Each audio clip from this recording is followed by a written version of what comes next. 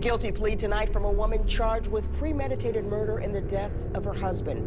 Lauren Valiquet is sentenced to life in prison under a plea agreement in Harford County. Now, in August of last year, Valiquet and her boyfriend, Walter Dorsey, lured her husband, Travis Best, to a Parkville shopping center. They killed him and then dumped his body in Abingdon, where it was found a week later. The two were caught after a robbery spree. Under the plea, Valiquet will serve 30 years with the remainder of her sentence suspended. Walter Dorsey is awaiting his sentence. He was convicted of conspiracy to commit first-degree murder. This is the true story of a tragedy spawned by a ruthless betrayal and audacious criminality. It was the year 2015. In the state of Maryland, a married woman and a man went on a violent crime spree. 28-year-old Lauren Paulette Valiquet and 33-year-old Walter McMillan Dorsey descended into infamy with a nightmarish crime. The result of the duo's deadly trickery was the cold-blooded deception and murder of Valiquet's unsuspecting husband.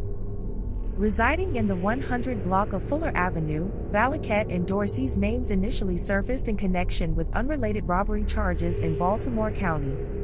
They were now facing charges of first-degree murder, conspiracy to commit murder, and firearm use in commission of a felony in Harford County.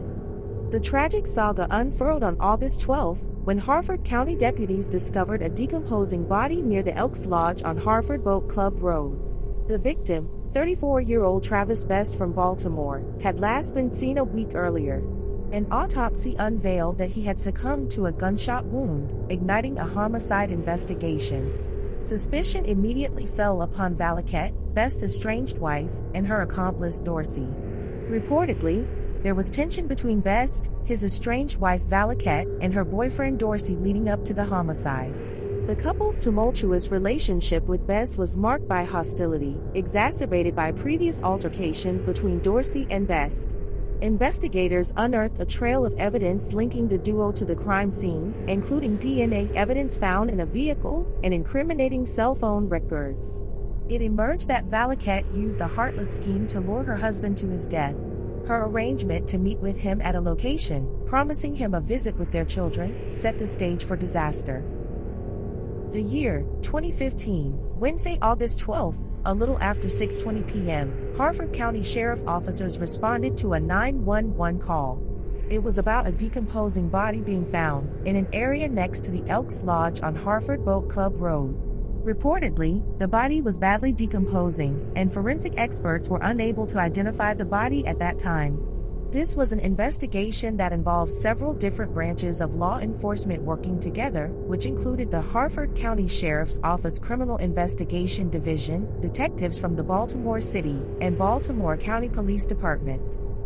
Investigators quickly uncovered the disturbing facts surrounding the murder of Travis Best. They learned that on August 5th, he planned to visit his children and estranged wife Lauren Valiquet.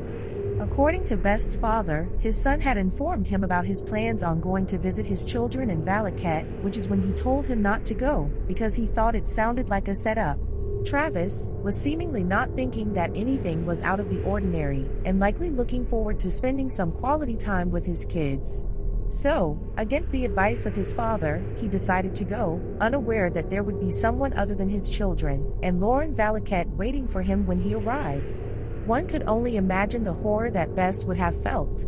At some point, did he recognize the terrible trap that he had been drawn into? Travis Best's family reported him missing on August 9th. He was last seen on August 6th, around 12:45 a.m., on the 7000 block of Harford Road, in Baltimore.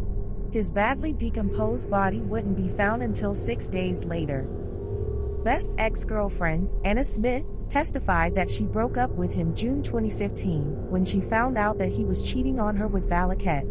Smith had initially formed a friendship with Best, which upset the mother of his children.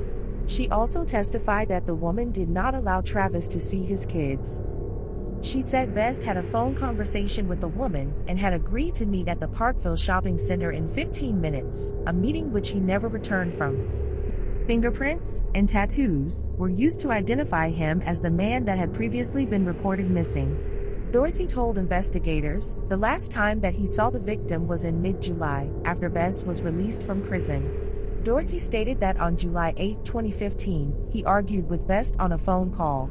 He said this exchange of words escalated into a physical altercation, but there were no weapons involved. However, he went on to describe Travis Best as stabbing him on the same day that he said he argued with him on the phone, July 28, 2015. Police officers searched Lauren Valiquet's Toyota Corolla, inspecting the trunk, which according to authorities was virtually empty and damp inside. A test would expose the ruthless duo, showing that the carpet in her trunk was stained with what appeared to be blood. It was the testing of the weather strip in the trunk that ended up being the nail in the coffin for Valiquet and Dorsey. The test revealed the presence of blood with Travis Best's DNA. Authorities examined multiple cell phones that were found in the investigation. Lauren Valiquet's Toyota Corolla proved to be a treasure trove of evidence, with police discovering her cell phone, which contained incriminating text messages tying her and Dorsey to Best's murder.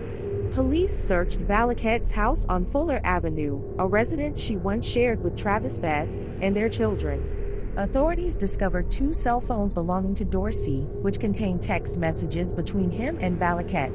The text messages showed they were in communication with each other throughout the day, on August 5, 2015, and into the early morning of August 6, 2015. All messages ceased not long after midnight. Possibly the most damning evidence, aside from Travis's DNA in the car trunk, is Valiquet and Dorsey's internet search history on August 9, 2015, showing they both used Google Maps to search for the location of the Elks Lodge, the same establishment where Travis Best's body was found very close to. Cell phone tower record analysis also proved that Valiquet and Dorsey were close to the Parkville shopping center, as was Travis Best, who was talking to Lauren Valiquet. It was reported that a week before Travis Best went missing, he went to a location called Valentino's to meet up with Valiquet and his children. Things went much differently though. There was a violent altercation, and Best stabbed Dorsey repeatedly in several parts of his upper body. The date of the incident being around the end of July was determined based on photos taken of Dorsey's stab wounds that were found on Valiquet's phone. This is a couple that was wreaking havoc in the community.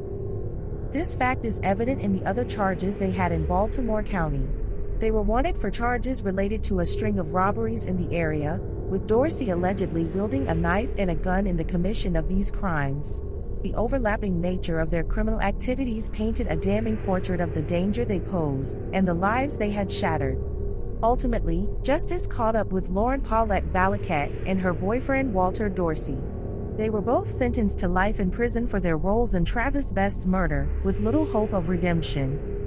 There are unanswered questions that only Lauren knows the answers to.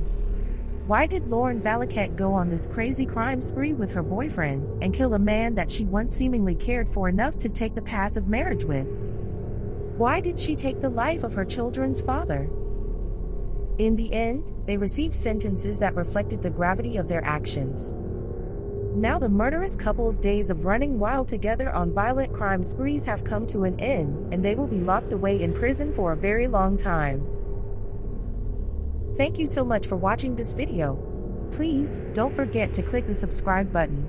If you enjoyed this video and you want to see more true crime videos like this, and want to show your support for my channel, please sign up now and join the Popular Bosses True Crime community on Patreon. You can also help keep this channel growing by donating with Cash App or PayPal. All of my links are in my channel description. I truly appreciate all of you who have been watching my content, subscribing, commenting, and liking my videos. Goodbye for now. We'll meet again on the next episode.